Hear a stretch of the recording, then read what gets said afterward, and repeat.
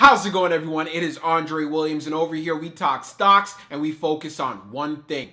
Always protect your profits. We also got to put in the disclaimer. I'm not a financial advisor and this isn't financial advice. So just know when you do invest, you're doing it at your own risk. So today we're going to be talking about AMC, and we had some big news that came out today. But before we get started, of course, we got to go over the agenda. If you're new to this channel, just want to let you know we also have timestamps down below in the description to make navigation easier. But if you are a shareholder or you have a position in AMC, then you definitely want to watch this video in its entirety. So the first thing that we're going to be going over is the news that came out in regards to the Wanda group and what does this mean for AMC. And then secondly, we're actually going to be taking a look at the filing. We're going to be seeing what did Wanda do to actually unload the 30 million shares that they had in AMC. I feel that is key, so we're going to be going over that very quickly. And we're also going to be taking a look at the fact of certain details within that document so we know, hey, what it's going to be looking like for retail investors like you and I. And then afterwards, we're going to be doing a technical analysis, taking a look at the price action, looking at areas of support and where we could see some price strength. And if it does decide to pull back, some more opportunities where we can buy and hold if you are a part of this movement. So I won't be taking up any more of your time, so let's get into it. So we're going to be going over the recent news that came out in regards to AMC, so let's go over it. So Wanda Group sells off most AMC Entertainment shares, ends pandemic era with a minuscule 0.002% stake. AMC Entertainment's one-time owner, China's Dalian Wanda Group, has pretty much cashed out completely from the theater chain, revealing in a SEC filing Friday that it has pared its stake to a barely there 0.002%. Wanda first acquired AMC's super voting Class B stock with 3 votes a share in 2012, making it the controlling stakeholder as long as its economic interest stayed above 30%. But during the chain's pandemic-induced swoon, Wanda converted its B shares to regular Class A, with 1 vote to each. New shares AMC issued to raise funds diluted Wanda's stake to well below that 30% threshold. In March, Aron confirmed that the Wanda era was over, although the company continued to be AMC's largest shareholder then. Wanda, they have been absolutely delightful, Aron said on a post-earnings conference call.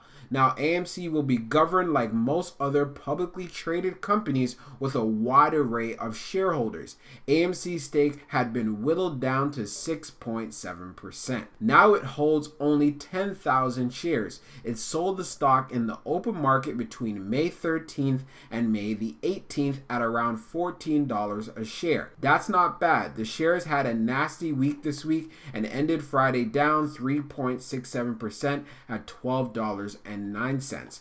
The stock's been volatile since the company's wide array of stockholders referenced by Aron has of earlier this year included a rowdy ground of GameStop-loving retail investors. Flocking to chat rooms like Reddit's Wall Street's Bets, they fueled a surge in AMC shares from under $2 to over $20. That helped investor Silver Lake cash out with a windfall and allowed AMC to extend its financial sales amid a slow industry recovery by selling new stock at the elevated price. So this is what I wanted to share with you guys today, and I really do see this as being some good news. More control to anyone who's a shareholder, especially for retail investors. So anyone who's actually in AMC and who's a part of the movement, I'm excited for this. So we're now on Fintel, and I went into the filing that Wanda made. So I'm just going to kind of go over it with you guys. The article kind of reflected on it a little bit, but if you want to know what they were selling and how much on what particular days, this is the document to actually take a look at.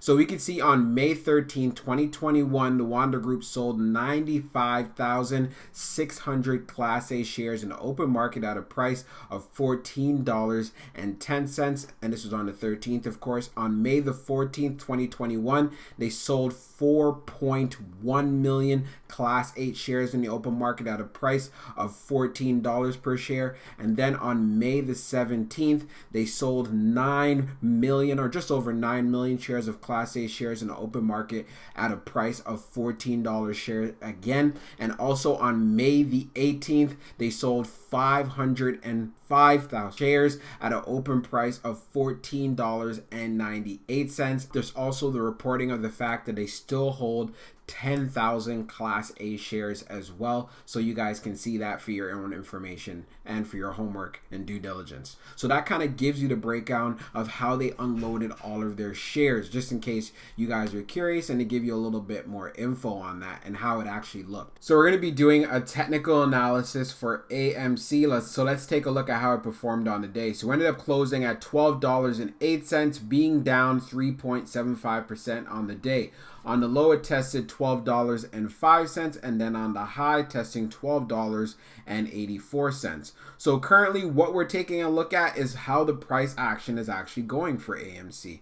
So we can see it is well above the 100-day and as well as the 200-day, but it has fallen below the 21-day EMA. So what we want to see in regards to going into next week is seeing it come back to the areas of being around this 1250 level. So if it comes up or gaps up on Monday being at 1250 or higher, then we could definitely see a retest into the 13s, and with more volume, pressure, and momentum getting into the $14 area. If we don't end up getting that, then what I'd want to see is AMC being able to hold down this area of support here at $12, which has been fairly strong, and is one of the areas that I want you guys to understand and be aware of. If this area does ever end up breaking, then definitely as far as for the downside, you'd want to see 1150 hold up, and as well as this $11 area to hold up. But again, it still looks strong because it is above our two indicators, which we discussed previously. Also, taking a look at the RSI down below, it is right here around 43. So being at 43, it is right below 50. So it's really right at just under fair value. So taking that into consideration, if you are like myself who's invested and you believe that, hey, you're holding, you know what this stock is actually worth, then definitely this sets up a great entry for anyone who is interested or who is considering it.